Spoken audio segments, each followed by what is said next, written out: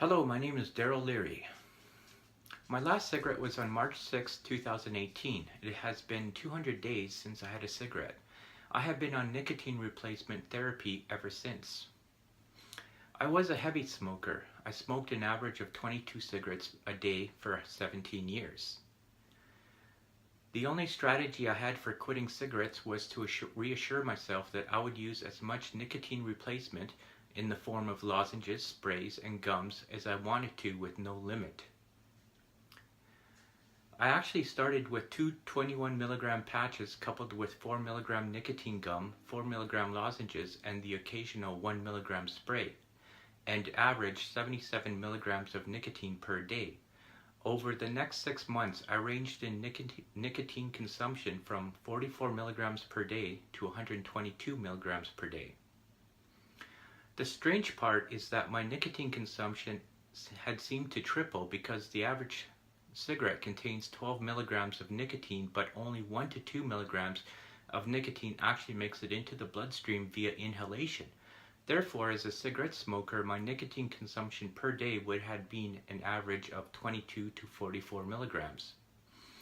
And yet, I still had constant severe withdrawals for the first 1 to 5 months. It is because of the fact that I was having withdrawals that I knew I was definitely not overdosing on nicotine. I should explain withdrawal from nicotine. It is a physical discomfort that you cannot comprehend unless you have gone through it yourself. It is not just a combination of anxiety, irritability, and impatience as described in so many pamphlets.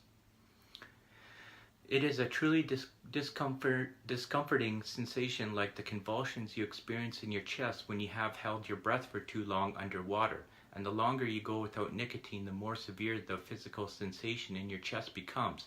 The anxiety and the irritability is the logical reaction to it. But I would say that the withdrawal is more like a slower, more dulled feeling to that of the convulsions you experience when you hold in your breath. Another way I would describe a withdrawal is like a dense electrical storm of anxiety in your chest. You feel off and not right. And with withdrawal, you lose interest in everything. Nothing remains enjoyable until you have the next cigarette. All you can think about is that next cigarette because you are in a constant state of suffering. The longest withdrawal I have ever experienced had lasted 8 hours. It started from mild to eventually severe until I had a cigarette. It was a continuous relentless discomfort with no breaks. It had left me trembling, with trembling hands, with chattering teeth, and breaking out in a sweat, and lost in my own fog of confusion.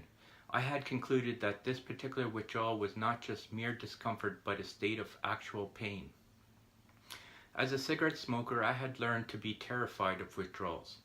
I never imagined that I would have had a future where I did not smoke cigarettes. Before I quit smoking cigarettes, I lived in a constant emotional turmoil.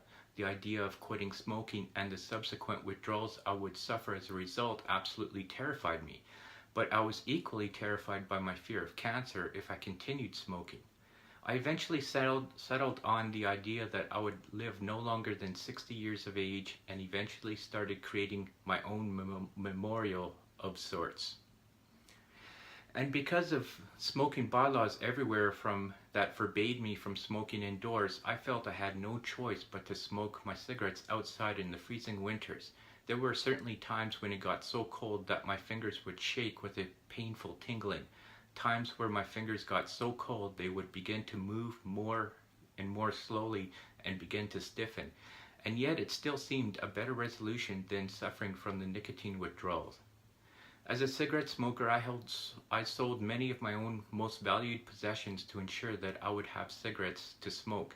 I had amassed thousands of dollars of credit card debt as a result of the ever-increasing prices of cigarettes. Many times I would walk for miles looking for and collecting cigarette butts that I could extract tobacco from to roll my own cigarettes.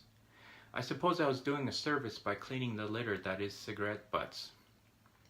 Ironically, I spend about the same amount of money on my nicotine replacement as I did smoking cigarettes. So I am not saving money, but I am healthier. Even after 200 days or 6 months of not smoking, I struggle to find motivation in those things that I previously enjoyed or thought important. I struggle with depression and I lack that overall physical feeling of well-being. I still do not enjoy life nearly as much as I did when I smoked cigarettes. I have the confidence that I'll make it yet another day without smoking, but I am far from feeling normal again. I still don't feel complete. In fact, I feel incomplete, like I'm at a disadvantage from everyone around me. My mother stopped smoking cigarettes cold turkey after 50 years and has told me that even after 6 months of abstaining from cigarettes, she struggles a lot. She describes the effort as brutal and has yet to feel normal again. The journey of quitting smoking is different for everyone. The severity of withdrawal ranges considerably from individual to individual, and a big reason as to why has a lot to do with our genetics.